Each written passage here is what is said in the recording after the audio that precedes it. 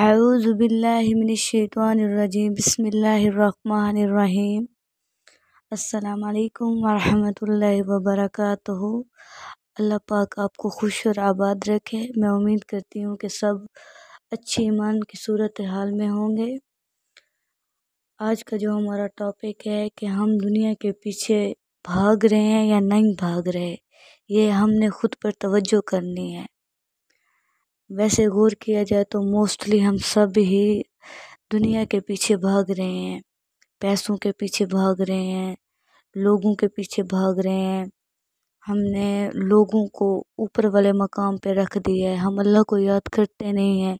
ہم اللہ کی یاد سے ایسے بہت دور ہیں، ہم یاد کرتے ہی نہیں، ہم غفلت میں ڈوبے ہوئے انسان ہیں۔ ہم نے لوگوں کو بس اپنا خدا سمجھ لیا ہے، بس لوگ کیا کہیں گے۔ دنیا کے پیچھے مت بھاگیں، دنیا والے صرف اور صرف آپ کو ذلیل اور رسوا کر سکتے ہیں۔ آزمائش جو ہے آپ پر دونوں صورتحال میں ہوگی، چاہے آپ اللہ سے رابطہ رکھیں یا نہ رکھیں۔ جب آپ اللہ سے رابطہ رکھتے ہیں تو تب بھی آزمائش آتی ہے، لیکن وہ جو آزمائش ہوگی نا اس میں اجر ہوگا۔